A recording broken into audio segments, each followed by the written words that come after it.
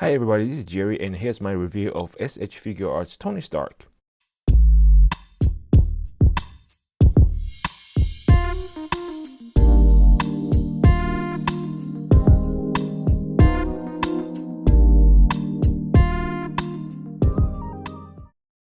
So if you follow my channel, you know that I'm trying to keep my content focused on Dragon Ball, Figuarts, and Gundams. But I have to do this as I love Iron Man. Everybody loves Iron Man, I think. Let's get started. The box is larger than the typical Figuarts, and the quality feels better, maybe because the box is more rigid. Generally, I don't like Figuarts of real actors, because the face sculpture is usually pretty bad, especially the earlier releases. But this one looks quite promising. The back of the box looks awesome.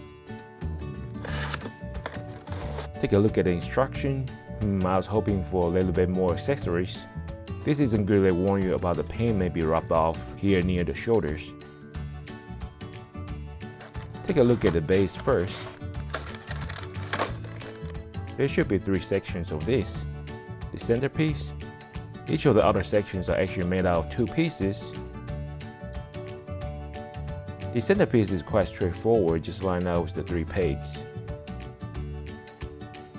I'm a huge Iron Man fan and have quite a large collection of hot toys.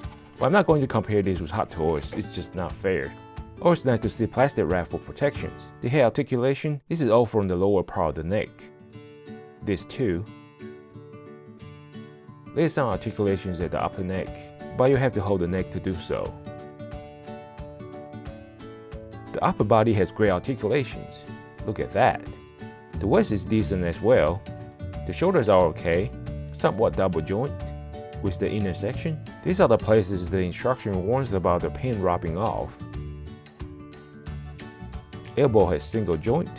The wrist is just rotations. The thigh joints are not as much as I would like. The knee is single joint also, just a bit past 90. Ankle joint, not a lot side to side, but okay up and down. The toe has quite a bit pointing up. The arc reactor supposedly is like glowing. Not sure how I feel about that.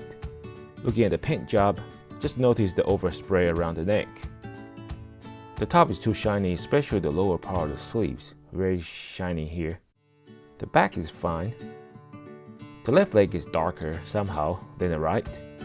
This is something that I never like about Figuarts. The joints are just so shiny. Look how much shinier it is compared to the paints. Now back to the head. The head really looks quite good. Bandai really has done a great job with this one. Probably the best one that I've seen at this scale of a real actor. Take a look at the accessories. The hands have tiny pegs, so be careful. Whoa, the hand has great details. This one has awesome details too. Not sure what it's supposed to hold. Maybe an expansion set coming soon? Forearm here has a very visible seam line. And also one on the other side too.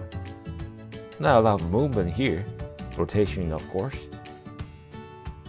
Nice feature here was the wrist guard, but really not needed given that there are almost no movement at the wrist.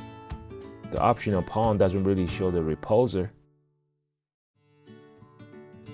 That's disappointing with very limited articulations. You can do the repulsor signature pose.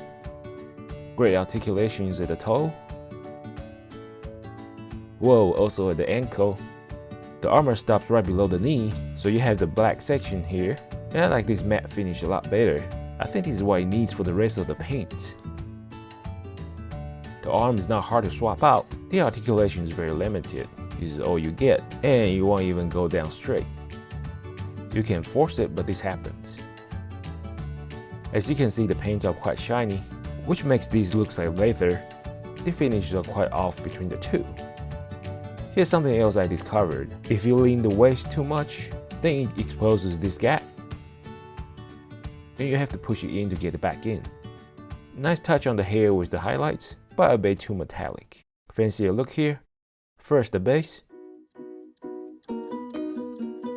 It's fairly simple with the light gray paint here and some metallic. If you watch my tutorials, you can paint or wash these to bring out the details.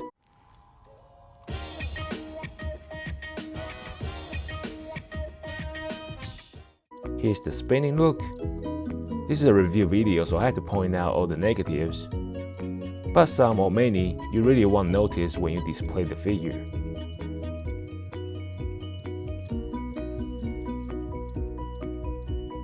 This is really the signature pose of the figure.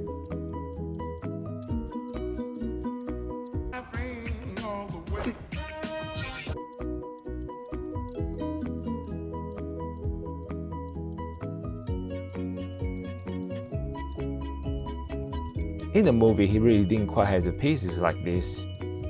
The leg armors were up higher, but I do like the look. Also, the figure is more stable with the full armor pieces, since they are heavier and the feet are larger. If you are looking to get an Iron Man suit and can't afford one from Hot Toys, I will also suggest you to look at the Figma line, as I find the quality of the metallic paint job are much more realistic.